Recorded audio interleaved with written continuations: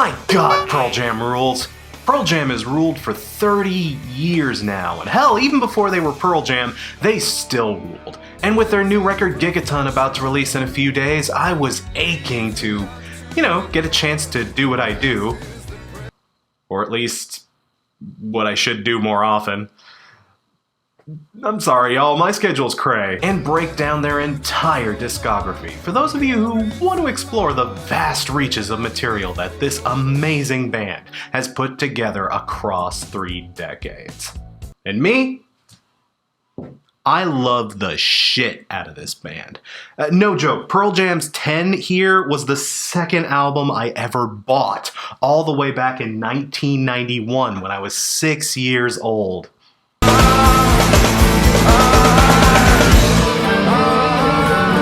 I was way too young to be listening to this shit. As always, I want to stress here that these vids are also only my personal opinions. None of this is meant to be taken as gospel.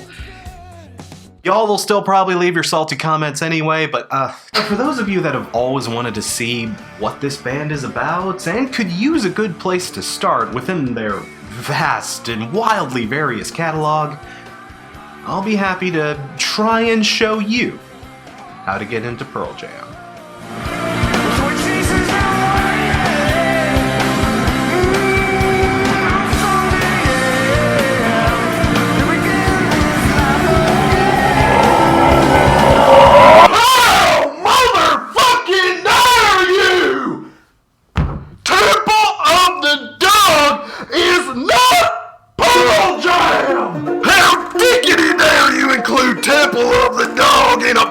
Jam video. You, sir, are the coronavirus of my butthole. I will annihilate you with my truth and logic, and I will be the death of you, and I am way smarter than you. I'm gonna make an anger post on Reddit, and I'm gonna fuck my computer till you don't exist no more. Fucking wow! Fucking wow! Fucking wow! Fucking wow! Fucking wow! I hurted myself. How do these thunder chuds keep finding my videos? Fuck you for breathing. But, real talk, Homeboy may have a small point here. If we're talking about Pearl Jam, it's probably a little iffy for me to even include Temple of the Dog in this video. It's complicated. Let me back up a bit. See, this is a bit tricky. Temple of the Dog is not Pearl Jam technically. This is a supergroup formed in 1990, composed of people who would later go on to form both Pearl Jam and Soundgarden. You've got bassist Jeff Ament and guitarists Stone Gossard and Mike McCready from Pearl Jam in the ranks, along with drummer Matt Cameron and vocalist Chris freaking Cornell from Soundgarden. But again, it's tricky, because Matt would eventually end up joining Pearl Jam later down the line, and in addition to that, one of their biggest and most well-remembered hits, Hunger Strike, features a wonderful little guest feature from this young up-and-coming California kid no one had heard of at the time. I'm going hungry. Yeah, people, you see what I mean? This isn't an according to Hoyle Pearl Jam record, but this is the current lineup for Pearl Jam, this is the lineup for Temple of the Dog. It ain't that much of a stretch. But even despite that, this is still somewhat of a tricky record to talk about because Temple of the Dog isn't even really a band. Ament and Gossard originally played together in a group called Mother Love Bone. They were this kind of glam metal-ish sort of outfits, but they weren't, like fucking Striper or whatever. They had a bit more funk and groove to their sound. Think like Living Colour, Faith No More, Extreme, the Mother's Milk era of Chili Peppers. It's kind of more that style, and it's not half bad for what it is. Hell, while I was researching that 1990 video I did, I would have loved to have seen more acts like this and less of, they weren't a bad little outfit for what they were. They certainly had potential. But unfortunately, literally days before the release of their full-length debut, lead singer Andrew Wood would suffer a fatal heroin overdose, officially and abruptly ending any chances Mother Love Bone may have had right then and there. It's a very sad story, and one that obviously got to Ament and Gossard, as well as Wood's at the time roommate, a young Chris Cornell. See, Soundgarden was starting to see some early success around this time, and Cornell had just gotten back from Soundgarden's first European tour when Wood passed very soon after he got back.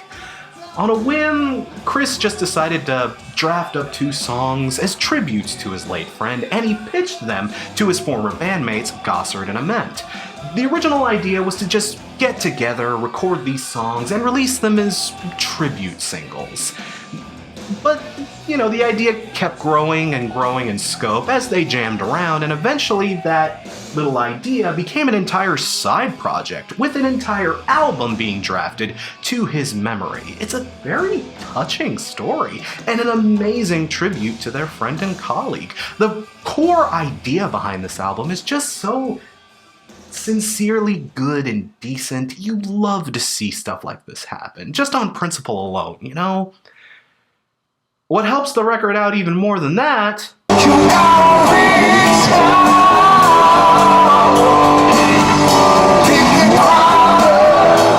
Jesus, this record is so good!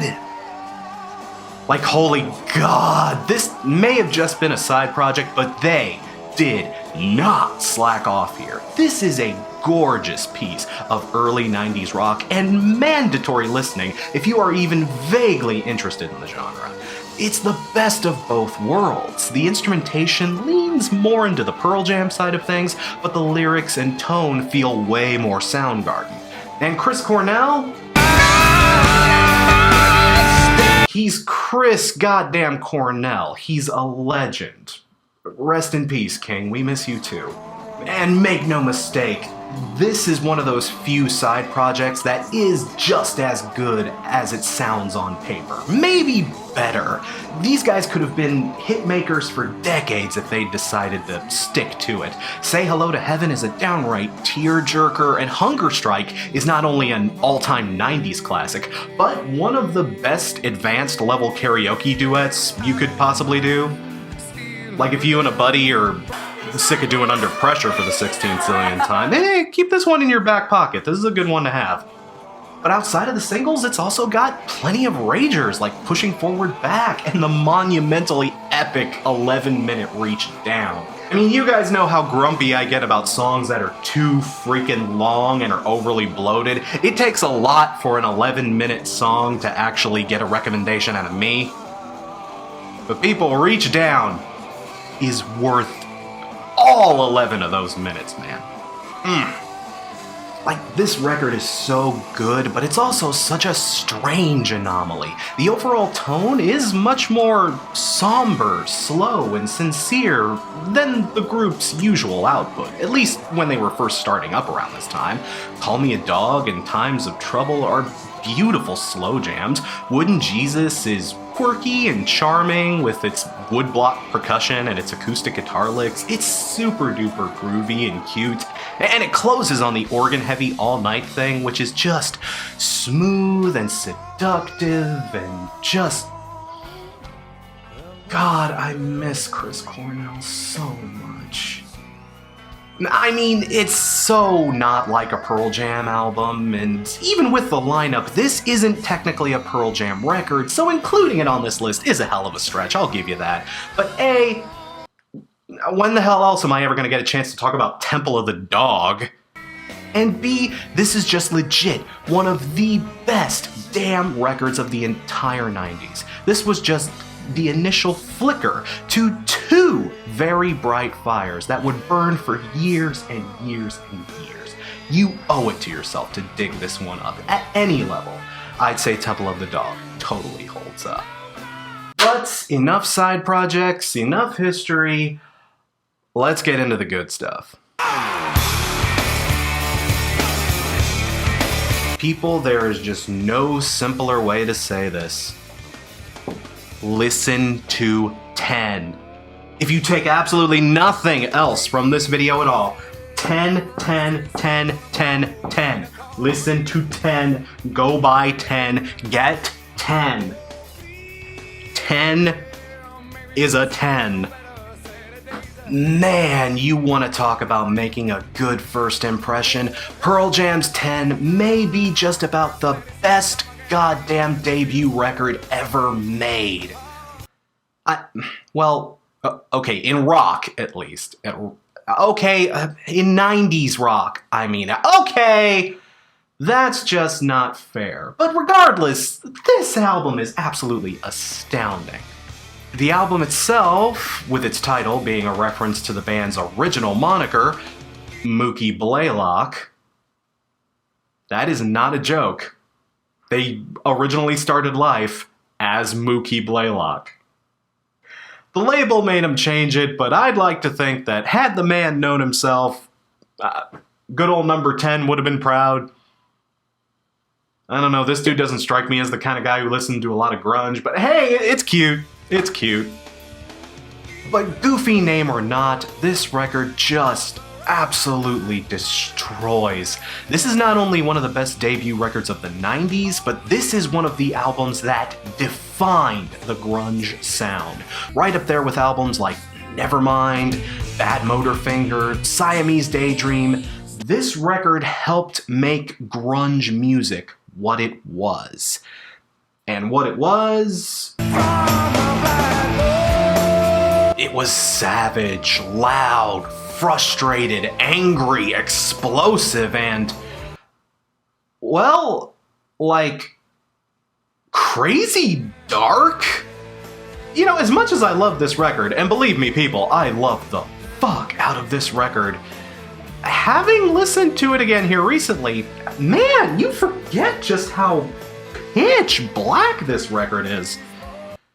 Literally and figuratively. Don't get me wrong, that's not meant as a strike against it. In fact, quite the opposite. It fits the tone for grunge. Grunge always was a dark and dirty genre. And hell, even if you don't care for all the darker themes, the instrumentation on this thing, from the 12-string bass clang brought out on Jeremy to the violent and visceral guitar shredding on Alive, Why Go, and Once, to the somber and wistful slow ballads of Back and Release, just... man, this is one of those records that does not waste a single note. This is about as close to perfection as you can get in 90s rock. But in revisiting it here recently, and with the gift of hindsight, and knowing what would happen to grunge over the years, yeah, you just kinda forget how dark this record is. This is a bleak as hell album. And this particular album isn't that, like, snotty, cynical darkness that Nirvana and the Smashing Pumpkins were pumping out. No, this leaned more into the thoughtful and morose side of the genre. It wasn't quite Alice in Chains, but I'd put this record just above, like, the darkest Soundgarden albums in that respect. Oh, and because this record was made in the early 90s, there is a mandatory injection of... how do I put it?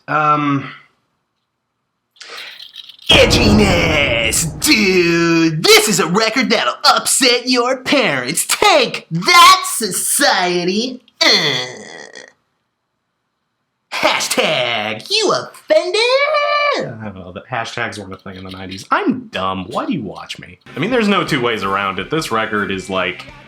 edge-tastic. You'd swear to God Todd McFarlane has a writing credit on this thing, it gets so edgy.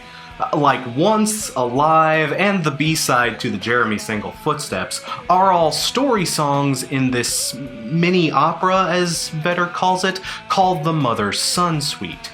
This is a group of songs about a man who finds out that the man he always thought was his father was not his actual father, and that his real dad had just recently passed.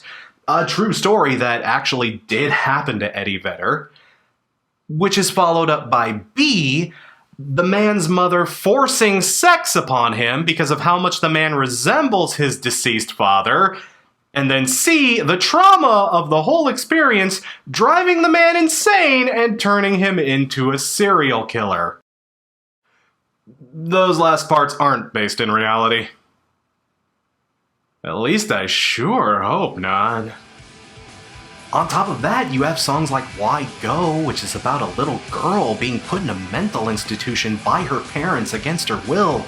And while she dreams of escape, she wonders where the hell she would even go if she even could get out. Because her parents were the ones who put her there, so why go home? Then there's Jeremy, a song about the real-life 1991 suicide of Jeremy Waddell, a high schooler who brought a .357 with him to class and shot himself in front of his teachers and classmates one afternoon. This song in particular was crazy controversial because this was written in the pre-Columbine world. It was incredibly envelope-pushing to talk about something like this in such frank and startling terms. It's a song about youth suicide, parental neglect, school shootings, and... Did I mention I was like 6 years old when I first listened to this? How on earth did this thing not give me nightmares? Man, I just loved it. I would run around the house doing impressions of Eddie Vedder, just going, I. God, imagine a little 6-year-old running around the house going, I.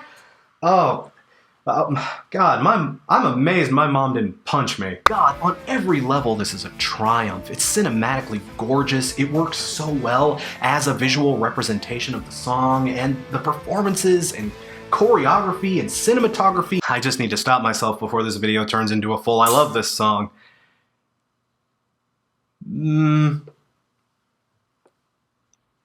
Maybe later. But even despite all that, this is easily one of the best albums of the 90s. And if you only pick one Pearl Jam thing to listen to out of this whole video, it has to be this. It's brilliantly played, it's brilliantly written, brilliantly arranged and mixed. I mean, I put it on my wall as a permanent fixture for a damn good reason. People, you really need to listen to 10. But you know, even still, like, just the dark, heavy nature of that record, you know, it honestly might be a legit turnoff to some people. I mean, I kind of get that. Listening back over it, it was kind of shocking to realize how fucked up that album can get. And I think the band felt the same way about that particular record, because on their follow-up verses, they tone things down quite a bit. Well, that is to say, they tone down the darkness as far as the music goes. Oh man. They did not lose a single ounce of edge in the transition. In fact, you could argue this album is even heavier than 10. I mean, fuck, Versus opens with Go and Animal, and God, those songs are almost like punk, or dare I say full-blown metal, and how fast and aggro and shreddy they are. And Eddie is just shrieking his lungs across these songs too, just... God, across this whole record, Eddie is just wailing his guts out. When this record does set things to full blast, holy shit, do they go full blast. Stone Gossard described this album as the band getting their heaviosity out. And brother, do they get it out. Also, heaviosity is not a word, but I'm willing to forgive that because damn. Oh, damn, people, just go, Animal, Glorified, G. Pelican? Dissident, Blood, Rearview Mirror, Rats, Leash, just, oof. All of them heavy as fuck, and all of them bangers. Just, like, if you're the kind of person that likes your music more fast and aggressive and crazy, I'm tempted to recommend this album to you over 10. It's just a full-blown whale of an album. But in addition to that, this was also the album where the band started to expand their sound a little and try new things. I mean, for as classic and as brilliant as 10 is, that record, well, it's basically just a grunge record. Like, nobody is gonna mistake this for any other genre. It's an album that basically feels time-stamped in 1991. It's a little dated in places. But Versus, on the other hand... yeah, see, this album is a bit more flexible musically. Like I already mentioned, they were experimenting with full-blown punk and metal on the opening tracks, but songs like Rats and Blood also throw in, like, funkier elements, you know, particularly in immense bass work. You almost see a little bit of the Mother Love Bone influence coming off in these tracks. Indifference is a soul-crushing little closing track that is basically just a full-blown blues lament. But then, in addition to all that, you also have, like, very nice acoustically driven slow jams like Daughter, an elderly woman behind the counter in a small town. Good God, Pearl Jam out here doing the emo thing before the emo kids even did it. These are fantastic songs too. Elderly Woman, etc., is a heart-wrenching tale about getting old, losing your memories, and being suffocated and snuffed out by a small town you just couldn't escape. And Daughter? Oh man, this might be one of the best songs they ever wrote. I can practically recommend the entire album on the strength of this one song alone. It's about a little girl who grows up with some kind of learning disability or emotional disorder. It's never quite specified exactly what, but this goes undiagnosed by her school and her family, and most people just view her actions as misbehavior. With her not being properly diagnosed and without anyone seeking or helping her find proper treatment, she ends up living a very hard life, with it implied that there may have been physical abuse at the hands of her parents or other people in her life. Her inability to understand why she is the way she is, coupled with the guilt of having to disappoint so many people in her life, leaves her with this crushing sense of guilt and regret as an adult for being such a difficult child to have had to manage and take care of. And as a result of that, she feels this tragic need to separate herself from society because of all the pain she's inflicted on people. Because she was misdiagnosed, it's impossible for her to understand what was really going on, and she just feels like a bad person when in reality, it's just... Didn't I start this review out by saying this album wasn't as dark as 10? I mean, while you can still tell this is an early Pearl Jam record, this record has a lot more going on musically than 10 does, even though it still has that early crunch and heaviness that drew everyone to their sound in the first place. 10 is a great album, but it genuinely can sound a little dated in places. People, I'm just saying, I still love this record, but man, it's 90s, rawr! For as great as 10 is, it's also kind of a record that's a product of its time. This album, though, I'd say this one is much more timeless. Versus would sound great in nearly any era. Hell, I've heard many people argue that Versus is actually the better record compared to 10. And while I have much more personal attachment to this record, with it being a literal foundation of my childhood, I totally get why people vouch for Versus as hard as they do. I would say this album is at least as good as 10. At least as good. They are definitely on the same level. This is exactly the kind of album a band should shoot for when writing a follow-up to their debut. It has the perfect formula for avoiding the dreaded sophomore slump. If you want to see one of the best examples of a band getting it right on their second try... Okay, again, there are probably better examples out there, I guess, but this is still an absolutely prime candidate. Another gorgeous record, and one that should not be overlooked. Period. Damn. Temple of the Dog, 10, and Versus. People, if you're gonna give the time of day to Pearl Jam, these are the records you just absolutely must hear. No ifs, ands, or buts. These are albums you need to hear before you die level good. Just classics all around. If you don't listen to anything else I say in this video, at least dig up those 3. If one of those doesn't do it for you, then probably nothing will. But even outside of that, god damn it, I can't help myself. I have to give special mention to Vitalogy, their 3rd record. I just have to, even though the other 3 are the ones you really need to hear. This one, oh, it's so good. It's so good.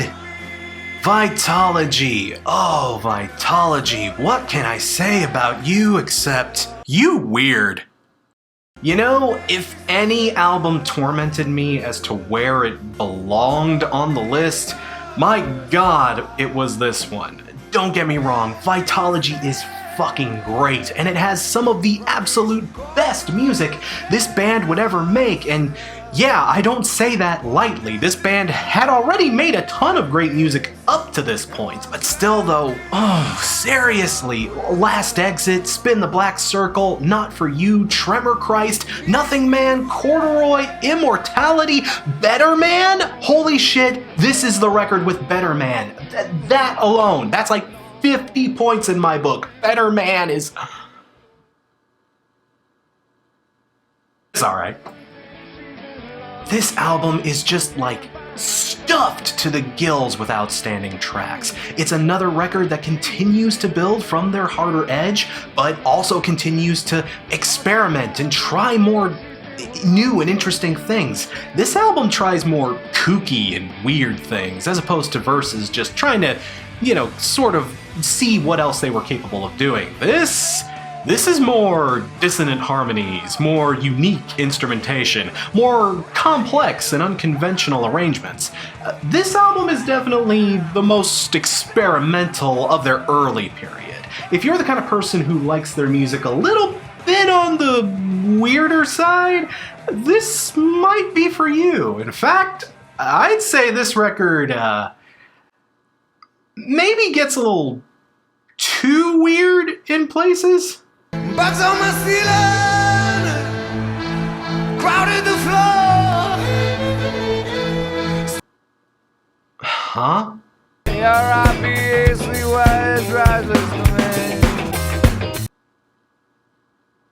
What? I spank you.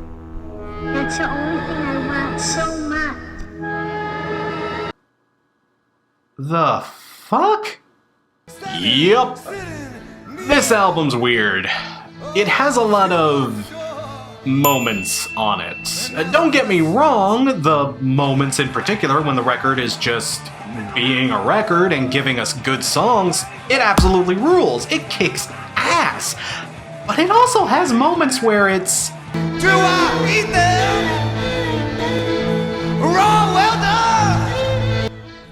not doing that? Like, I remember hearing these as a kid and just, like, hammering that skip button as fast as my finger could get to it.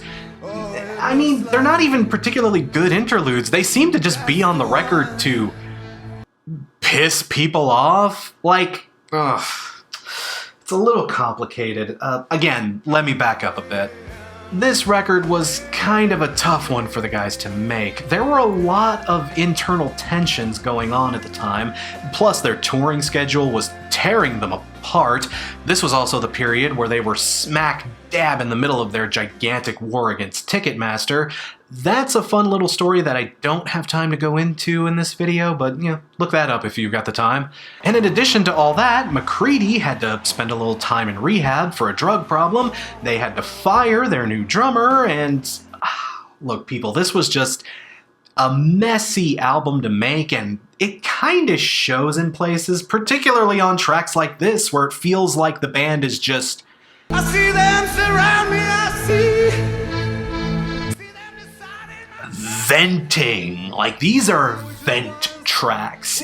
You ever go on, like, social media after a particularly bad day, or a sad day, or just, you're just an emotional fucking mess and you shouldn't be on social media, but you post a vague book or a sort of weird, shitty, angry, sad post. And it's so shitty and weird and sad and angry and confusing that, even the people who see it just don't really know how to even react to it. And they're just like, okay, I hope you're okay, bud. Imagine that, but it happens to be one of the best albums of the 90s.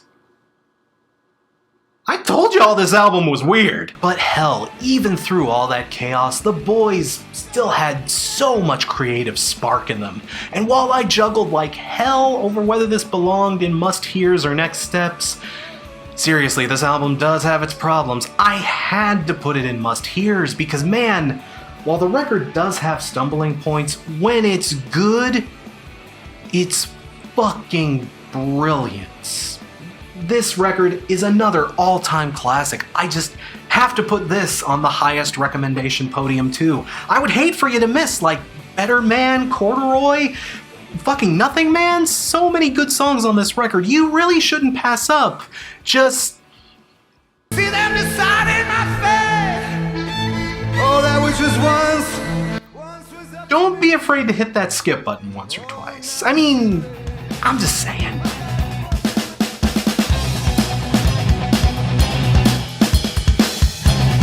So the cool thing about Pearl Jam, at least for my particular purposes here, is that the first two segments of this video, really easy to talk about, because when it comes to their good stuff, they have two distinct periods where they're at their best. If you want a good Pearl Jam album, you either look at the very beginning of their career, or if you want the next best thing, you just move to the end of the timeline. That's the cool thing about Pearl Jam. They've been on kind of a career resurgence here lately. Their last handful of records have been some of the best stuff they've put out in their entire career, at least since the earliest days. See, after Vitalogy, the band arguably started to go through a bit of a lengthy lull period. Don't worry, we'll get to that. But the stuff they've been putting out recently has been really great. And neither here nor there, but a lot of the singles off of Gigaton sound really, really good. But yeah, people, this makes it pretty simple. If you blaze through all of their early catalog and want to keep going and keep branching out, it's honestly safe to skip ahead to the very end, with their most recent album, in particular, Lightning Bolt. Wait a minute. 2013? Really? This came out in 2013? Oh my god. Oh my god, I have to double check something. Oh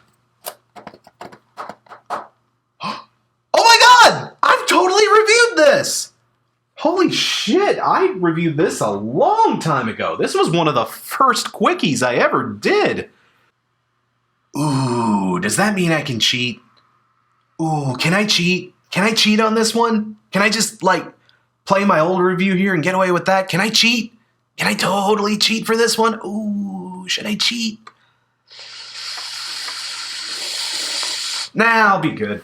I'll go ahead and do it proper, but it has been a long time since I've talked about this. Do you want to see what I said about it back then? Let's see if what I said about it back then still holds up. Hey guys, miss me? Oh god. Oh god. That hat, that cigarette, that everything. I am amazed my goofy ass has any subscribers. Look at this chud. Would you subscribe to this chud? I wouldn't subscribe to this chud. Hey! Chud! Fuck you. That was one of the things I loved about this new album. It's very hooky and infectious. Its melodies sink into your head, and you'll find yourself humming a lot of the choruses while you're waiting for that fucking footage to render in Final Cut for the update Messiah Christ punching time. Oh yeah, man, I'd say that's still totally true. Both the hooks and the goddamn rendering. The more things change, the more they stay the same, right? It opened strong with Getaway and Mind Your Manners exhibiting a lot of the speed and intensity we saw in Backspacer, but this time with a bit more character and flair, the former showing off an almost 70s arena rock vibe, and the latter showing us a balls-to-the-wall punk thrash we haven't seen since Versus. Oh yeah, I definitely have to agree with this. See, one of the things I'll be touching on when we get to the latter half of this video is how kinda humdrum Pearl Jam had gotten in their down period. And these two tracks in particular are really great because they reminded us, oh yeah, Pearl Jam, they're a rock band and they can do rock stuff. It's seriously one of the most colorful and vibrant albums they've released in years, jumping all over the place with different styles and influences. Tracks like Sirens, Pendulum, and Swallowed Whole have a touch of Wish You Were Here era Pink Floyd in them, while Let the Records Play has some great bluesy riffing in it, and Sleeping by Myself has an almost 50s doo-wop kind of feel to it. Fuck, I've been waiting for them to do that again since Last Kiss. You know, unrelated, but good God, I was such a Yahtzee ripoff. Look at this, I'm such a Yahtzee ripoff. It's not even cute, man, just... Oh, you... Again, I agree with past me over here. The record is all over the place with different styles and influences. It's very palatable. Pearl Jam had kind of become this weird, somewhat esoteric sort of creature over the past few years leading up to this, but I don't know, this album just showed us, hey, we can still just rock the fuck out when we want to. It's nice. Oh, and don't get me started on Eddie Vedder. Unlike some aging rock stars out there, this guy hasn't lost an iota of shimmer on those trademark pipes. Howling venomously, soaring elegantly, and whispering succinctly in all the right places, the man was and still is a master vocalist. Truer today than it ever was, people. But can we back up for a second and address something on that point? Like, I kind of have a beef here. Now, I've heard plenty of people over the years say that the biggest hurdle in getting into Pearl Jam is actually Eddie's interesting vocal delivery. You see, Eddie is, in a way, the progenitor of a certain style of rock vocal. While he didn't necessarily invent it, he was the guy who made it popular in most modern rock. This method of singing basically involves pressing your tongue way down into the larynx and using a ton of vibrato when you sing and reaching into the depths of your solar plexus to belt out phrases and sing like you really mean it. It's a very unique and unfortunately often copied style of singing. Some call it ham singing, some call it Dunger-Dang. I call it the Jarl. Yes, people, Eddie Vedder is what I like to call a yarler. And believe me, you've heard some yarling in your time. Whether it's through Nickelback, Tantric, Creed, oh fucking Creed, I swear to God, they ruined it for everybody. A lot of bands and artists dabbled in the Jarl style of singing. You heard it all throughout the 90s and the 2000s. Eddie is basically the godfather of yarling. And if this style of singing is just an absolute turnoff for you, if there's just nothing you can do to get over it at all, I hate to say it, but this band may not be for you. Because from the very beginning all the way up to now, that's just how Eddie sings. It's his trademark delivery. If you could copyright a singing style, Eddie would hold all the trademarks to it, people. If you just cannot get over it, it's okay. I understand. Hey, sometimes a band just has hurdles you can't clear. So, I don't know. That's just my heads up to you. But if I may... God damn it, Eddie is like the one guy who does it absolutely perfectly. Like legit, Eddie is one of the few people who is sincerely good at it. I will totally make the case for Eddie's vocal abilities. Yeah, he's a bit of a Dunger-Dang dude, but have you heard him speak? I mean, the first thing that comes to mind, really, not having known him or getting the opportunity to know him, Yeah, man, that's Things just that his seem to have natural with- voice. He has a particularly low register that's very deep. That's just how he talks. I think the biggest problem a lot of people have with a lot of other Yarlers is just how fake it sounds coming out of everybody else.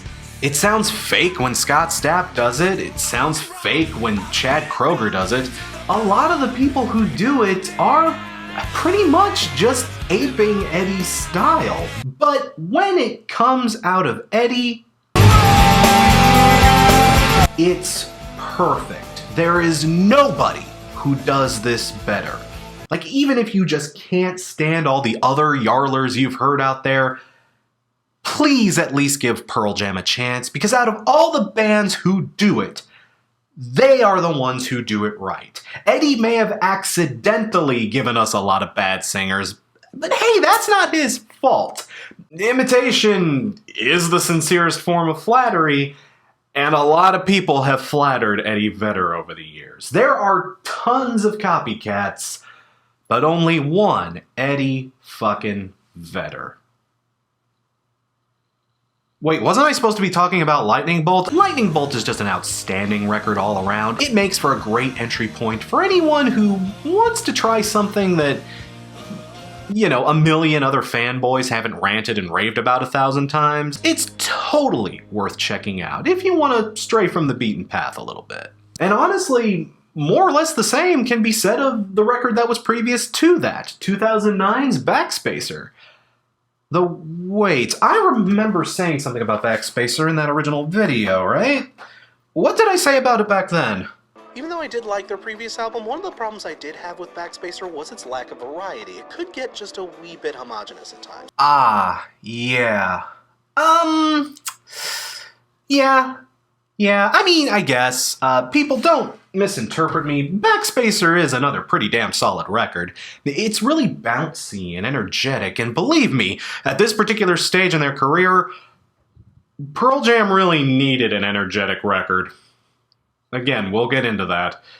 It's lively as hell. The first 4 tracks, Gonna See My Friend, Got Some, The Fixer, and Johnny Guitar, do a good job of kicking the door down, and Just Breathe is one of the better slow jams they had written in a really long time. This was one of the first records they released in quite a while, where it felt like they completely had their groove back, like they had their sound locked back up after a fair amount of straying through the wilderness. But if I can be real, even despite its good points, yeah, the record is a little homogenous, just like a little bit. I mean, that was another thing we'd kinda gotten used to over Pearl Jam's past handful of releases. Pearl Jam was a down and dirty grunge band that had expanded, or at least tried to expand, into something with a lot more breadth and depth. Their last handful of albums dabbled in all kinds of different elements and sounds and experimentation, and this record, well, it kind of has its own thing going on. It's super jangly, it has a classic rock feel to it. It's one of their most stripped down records. This is about as meat and potatoes as this band ever really gets. Pearl Jam was kinda letting their records get super flabby. They needed an album to get them back to basics.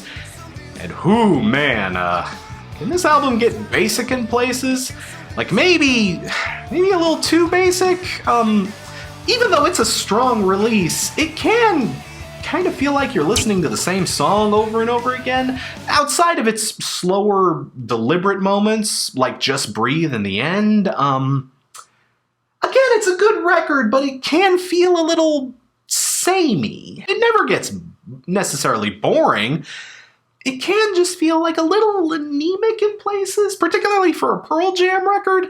Though, like I said, so many of their other records were like flabby and kind of directionless. They needed something that was cut, dry, and just bam, to the point. And I feel like this record definitely achieves that. If you want a kinda short, sweet, and to the point Pearl Jam experience, something that's got no extra fluff or no bones about it, this one does come pretty highly recommended, for sure. I mean, whatever you want to feel about the rest of the album, I get it, but man, The Fixer.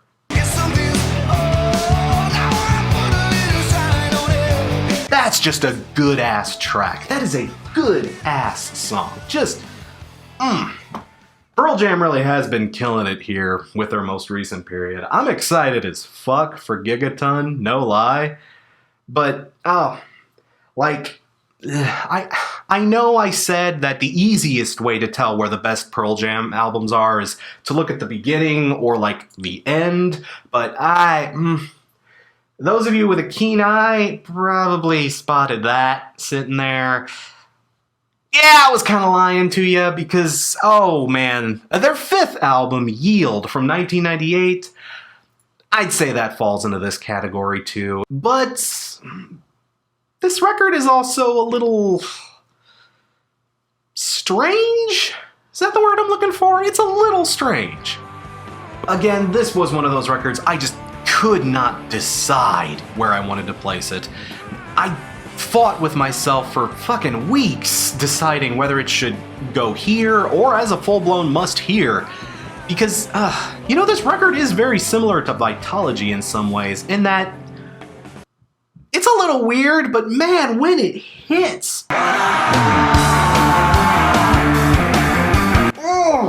it hits so well, people. Brain of J, Given to Fly, Wishlist, Do the Evolution. Aha! I knew it! I knew there was a Todd McFarlane cameo in here somewhere. Oh, Pearl Jam, you are the edgiest of edge boys! While we're on the topic, can I just throw a special hands up to the video for Do the Evolution? Seriously, this song just slaps. It's crazy raw, ugly, and brutal. And this video, holy hell, this is some twisted shit, man. This video used to scare the piss out of me when I was a kid. I could barely even watch it. Like, no joke, anytime this video would come on, I would literally leave it playing because I loved the song so much, but I would just cover my eyes and not watch the video because it was so fucking scary. I would listen to the music and rock out, but I'd just be like...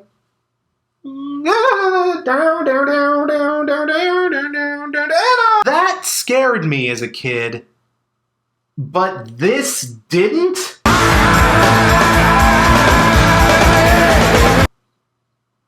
That was a weird fucking... There is no hope for me. There is no hope for me. None. God, the animation for this, it's just really strikingly good. Done by Todd McFarlane and Batman the Animated Series' Kevin Altieri. It's just, like... Okay, yeah, Five Finger Death Punch totally stole that. That song wrecks, and Yield itself wrecks. It's a surprisingly good album. It still has some of that kooky experimental edge they were toying with on Vitalogy, but it feels a lot more well-constructed and cohesive. But I ultimately decided to leave it off of the must-hears because... Oh, and this is really tricky. Is it an album you must hear? Well... I could argue yes, it is a good album and I'd recommend you check it out for sure. It's really, really goddamn good. But is it as good as the rest of this? Oh, nope. Nope, it's not. Like, it's close. It's so brutally close, but man, like, the line between a must-hear and a next step is totally here at Yield. Like, this is right on the line, people. Some of its weaker tracks are particularly weak. It's more experimental moments like Pilot, the hidden track, and whatever the hell you're supposed to call this. They just don't hit as hard as they do on Vitalogy. They aren't, like, mind-bendingly weird, but they aren't, like, especially good to help make up for it. They just kinda... exist. The worst songs on this album are just kinda there. I mean, hell, on Vitalogy, the worst songs off of that record, I see them surround me, I see. they're a trip. But Yield, when it fails, it's not nearly as interesting of a failure. Does that make sense? But this is still a very, very solid album, and I feel like Yield, at least these days, it tends to get overlooked by a lot of people. I've seen some sing its praises, for sure. This album totally has its fans, but not as many people are into this one as at least some of the other stronger Pearl Jam records, and I feel like that shouldn't be, because this is a damn good record. Don't forget about it. It's a good album. A damn good album. That is completely worth your time. God help it, it just came out in an awkward period.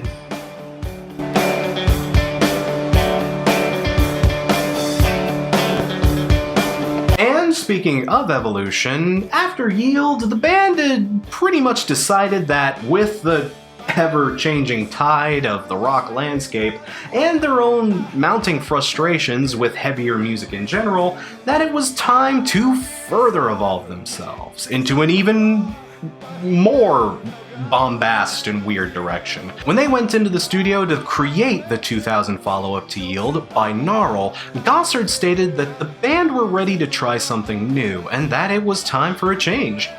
Whew, people! I have heard people argue about this album all day long. Like, this record is easily one of their most controversial. This is not a fan favorite, let's just say.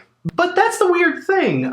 This record, at the time of its release at least, it actually reviewed fairly okay.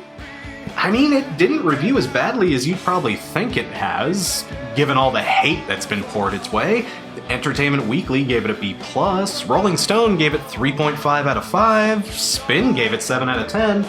Which, though, for Pearl Jam, I guess those are kinda negative marks. I mean, all these B's and C's when Pearl Jam is usually an A student. But, like, I don't know, those aren't career-destroying reviews or anything.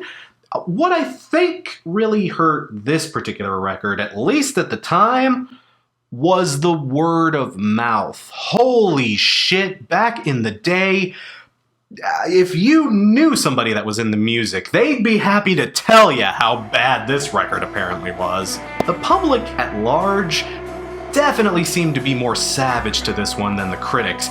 This thing was a common staple of the used CD bin, right up there with REM's Monster or Bush's Razor Blade Suitcase. Yeah, you could always find a dirt cheap copy of Binaural right next to them. Hell, usually you'd find a half dozen. That's how I got my copy back in the day. I bought it for like $2 at a crusty old Karma Records. And hell, even then I only picked it up because I just had to know, was this album as god-blisteringly awful as everyone had told me it was? And back then, and even to this day, I can say,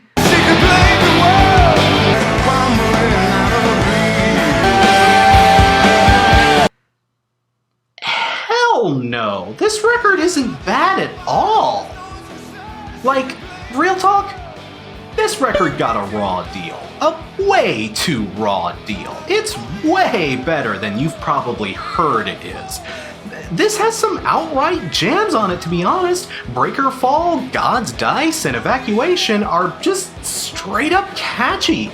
They continue that blasting and pounding sound that Yield had, but in a bit more of an ethereal and trippy direction. Light Years is a touchingly minimalistic and colorful song about a friend of the band who tragically passed away, an absolutely beautiful funeral track, and Thin Air is a gorgeous little country-style jam. Oh my god, and Nothing As It Seems.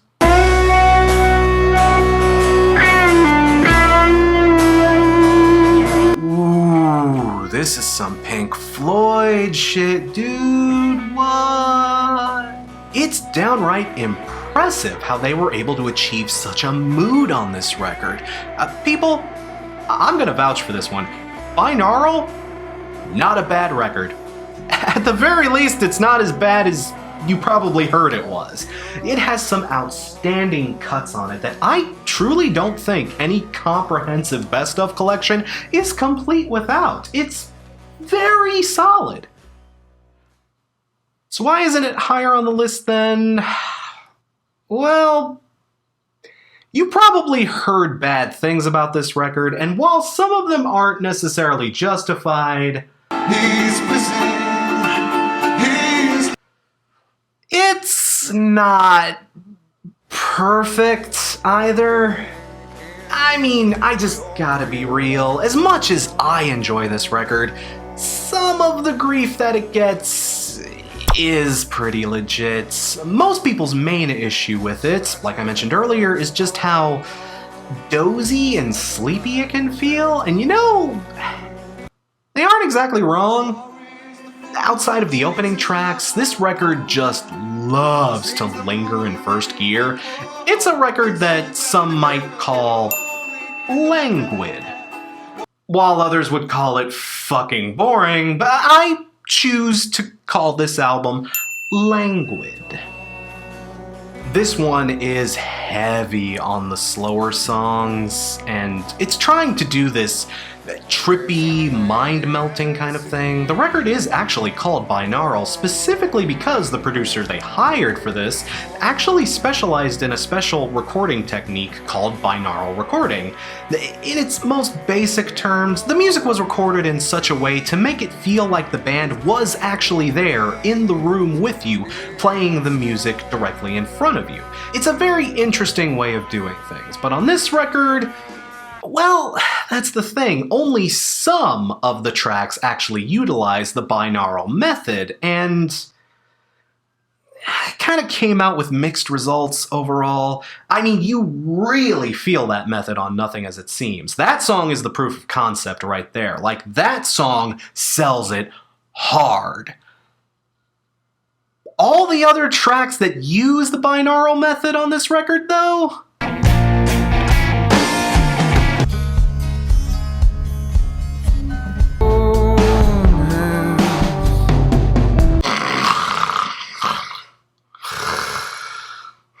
No, I'm dead.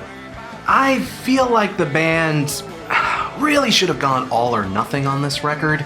The result of trying to mix and match the various styles of recording makes this album feel really wonky from a production standpoint, and it makes it particularly lopsided. This is a record that starts out very strong, but there is a clear moment where it just starts to sink like a stone. Once you get past Insignificance, you can basically just shut the record off. For as good as this album starts off, there is a line where it gets really boring really fast. Like, I get it. To a certain degree, I get why people were so turned off by this record, because man, when that drop kicks in, it is a sharp drop. I get it. That doesn't negate the first half of the record, though. I mean, I still think there's enough good stuff on the first half of this record to redeem it. And I still think this record gets too much flack. They were out there trying something new, and the idea didn't exactly pan out. I get it.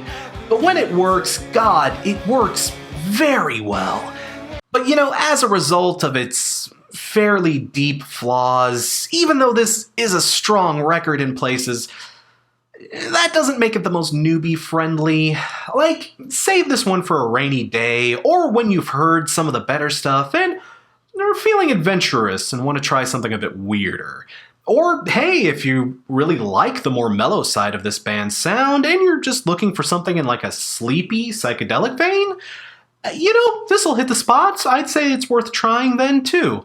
Like, no joke, this record is an excellent album to sleep to.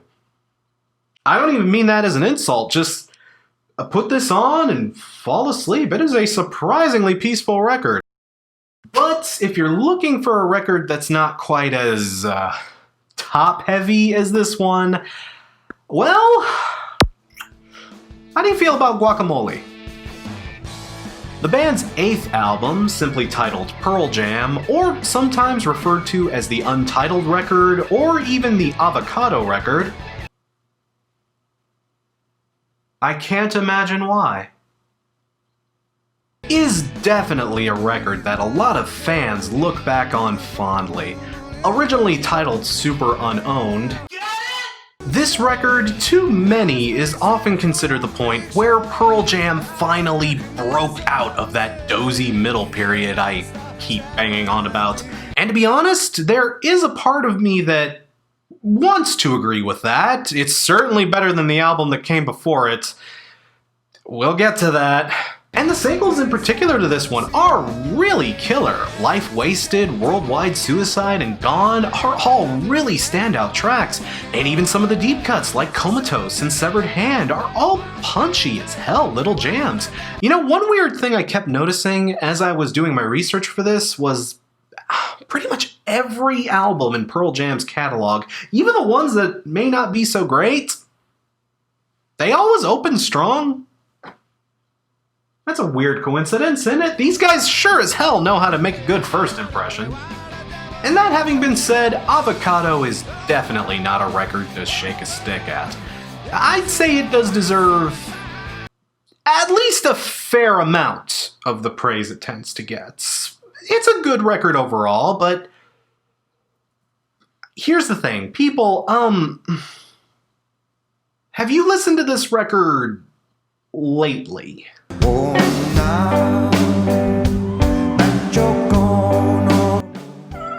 I mean, it is a good record, but man, this album still does have a lot of those problems that Pearl Jam were experiencing in their mid-period. It's kind of flabby and it lacks focus. It doesn't exhibit too many new ideas, and the new ideas they do introduce, All the dreams we set out. they aren't exactly like terrific or anything. Overall, the record, again, while it has its strong moments, it also does have a fair amount of dull and uninteresting songs. I would say there's nothing on this record that's like a pure, full-blown stinker, but man, even though I like some songs on this thing, when this record gets dull, whew, boy, does this one get kind of dull. While this album proved that they were able to shake off some of the cobwebs they developed over the last few years of their sound, they clearly hadn't all been shaken off yet. But again, there's great stuff on this record. The good stuff is genuinely great. And this album was also the first record in a good long stretch for them that people could genuinely and sincerely call good. We could all agree that this album was at least solid. I mean, for as much as I like to champion Binaural, most of the fan base wasn't exactly all in on that. And Riot Act, oh, I keep potentially spoiling myself, but don't worry, we'll get to it. A lot of people mark this as the period where Pearl Jam started to claw their way back into being a genuinely pretty damn good band, so you know, this one does come recommended. I'm not the biggest fan of this, but man, there are so many people that will sing this album's praises, and I gotta give it up. This is solid stuff. It's already been said, but it can't be said enough. But that right there is all the stuff I can at least comfortably recommend in some fashion or another. You can check all of this stuff out, and I think you'll find something you like. Everything up to this point will do more help than harm if you do choose to listen to it, I feel. These next couple of records, though,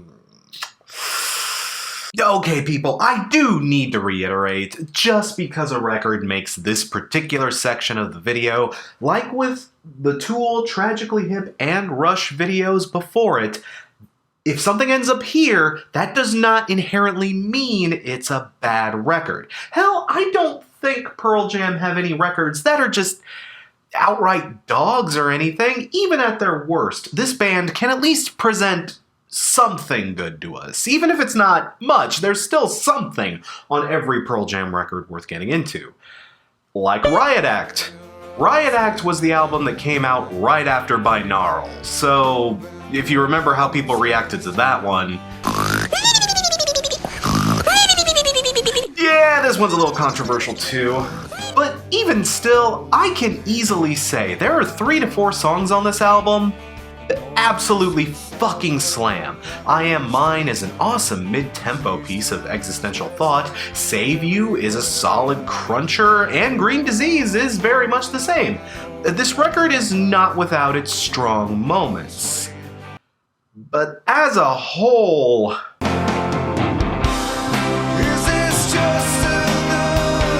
Woo! This one's pretty boring, fam. See, I know a lot of people who like to slag off Binaural because of how slow and kind of plodding that record can get.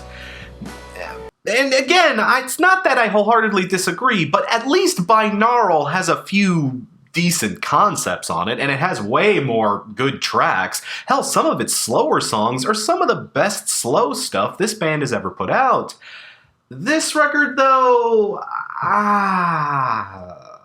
man, it just does not work as well. This is a very soft, pudgy, and meandering little album. This was also the first record they released after 9/11, and like a lot of bands out there, they had some thoughts to share about it. Though, unlike a lot of other bands in the post-9/11 era, they weren't angry about things, or they didn't have a very, loud message they wanted to say. Jeff Ament says that they wanted to take a much different approach with this. Telling Uncut Magazine, I think the time's right to turn our voice up a bit. And Ed did it in a great way, with humor and a mystical, magical approach. It isn't just, we're pissed off and fuck you, riot, anarchy, because I don't think that's the method, at least at this point. So they did want to say their piece about current events, but not do so in a negative or caustic fashion. This record does have important things to say, but man, it's all about peace and love and understanding, man.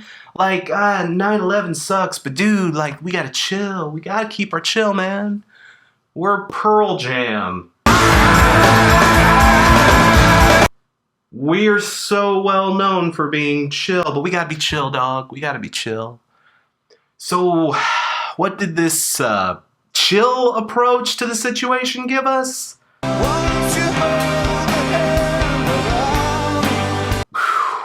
A lot of mushy stuff, I'll tell you that. Yeah, man, that's just my biggest problem with this record. The music does not have the sting that music like this needs to have. It isn't awful by any means, but man, oh man, oh man.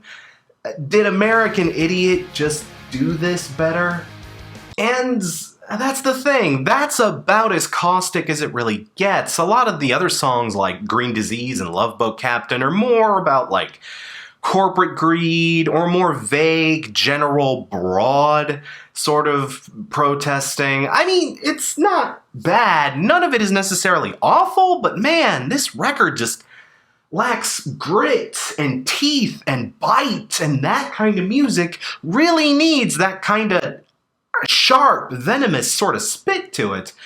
And Pearl Jam is also a band that's so good when they do have their jaws exposed that for them to just purposefully muzzle themselves like this?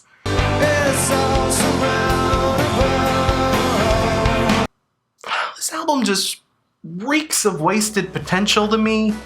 When talking about Pearl Jam's dozy middle period, a lot of people like to point to Binaural as the peak of boring for Pearl Jam, but honestly, I think there is a much stronger case to be made for Riot Act. This felt like the culmination of all the bad ideas they'd had over their last handful of albums, all just put together in one place. And even then, it's not all bad, but sifting through the whole album can be such a chore.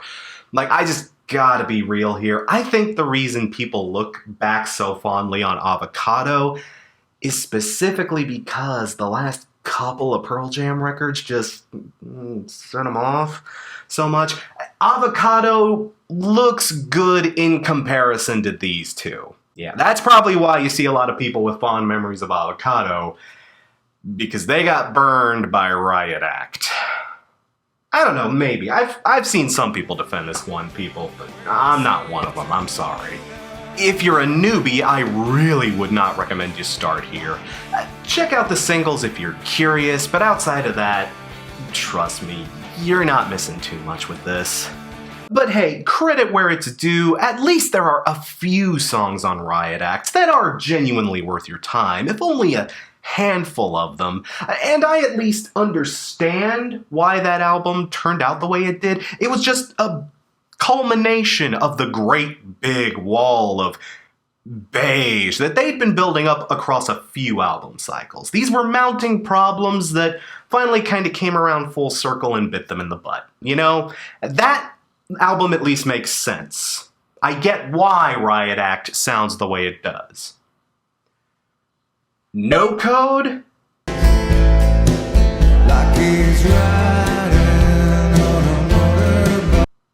I have no fucking idea what happened here.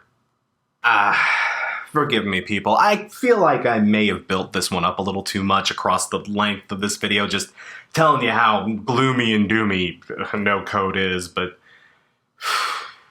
people, I don't know what to tell you. I try to go back to this record. Every 2 to 3 years, I'll be listening through Pearl Jam and I'll be like, oh yeah, No Code exists. I'll give it another try. I'll give it another listen. I love this band. I don't want to dislike this album, but people, even listening to it for this video, just in the strongest wind. Just I am a donut. I mean, like,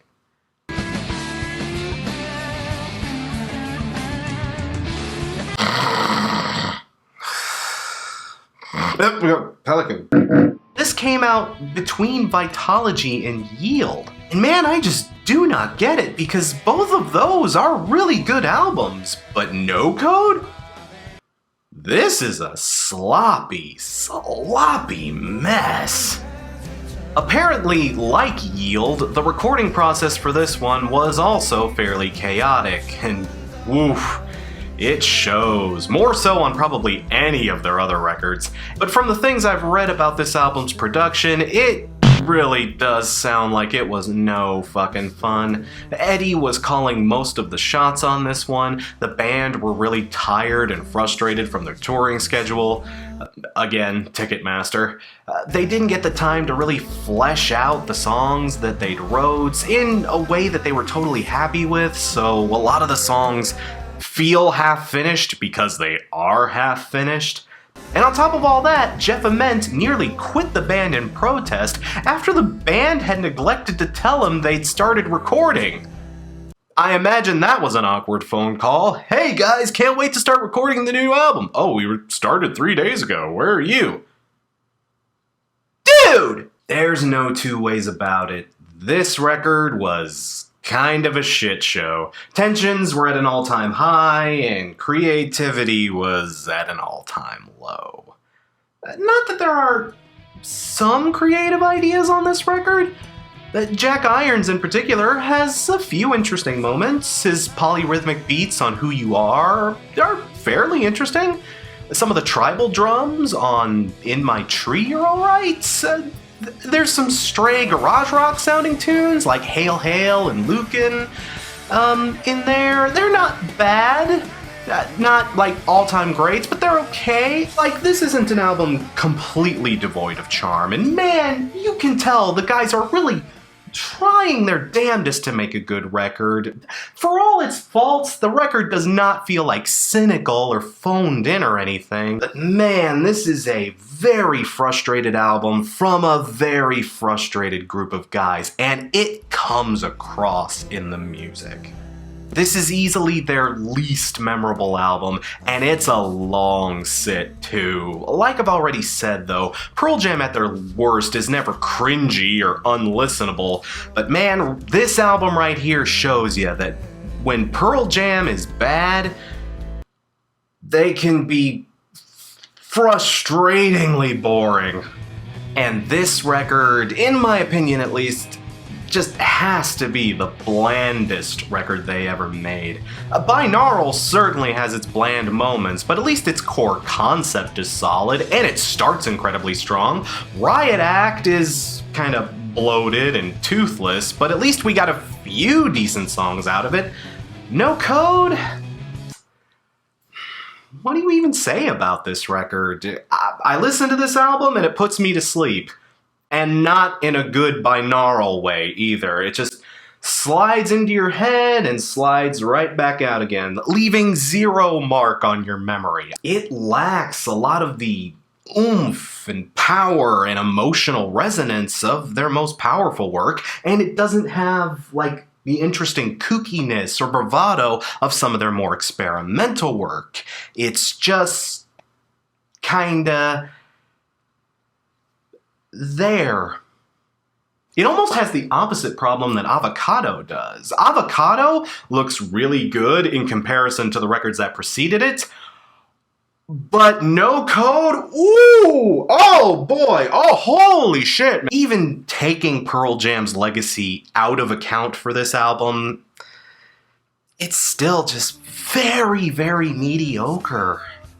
And if the main goal of this video is to give you albums that will help you get into this band, woo, buddy, this is definitely not entry-level stuff. Spin through their best stuff first, look over some of the other gems in their catalog, and then, if you have to, if you just have to, then go for it. I mean, this isn't their best record by any stretch, but it's not like an Attila record or anything, but for Pearl Jam, look, you can definitely do better than this. That's all I'm saying. But hey, the simple fact that there are so few records in this band's discography that I have to paint in that particular light should more than speak for itself.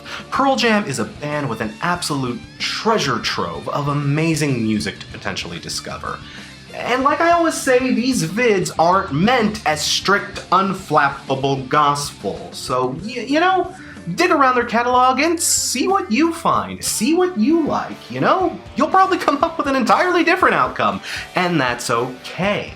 Either way, I sincerely doubt you'll regret the time you spent with this amazing, amazingly wonderful band. And if I happen to help you stumble across your new favorite record with this video, even if you don't agree with me, you know what? Hey, that's cool, man. More power to you. But until next time, thanks again so much for watching. I'm Crash Thompson, and I will see you in the next video.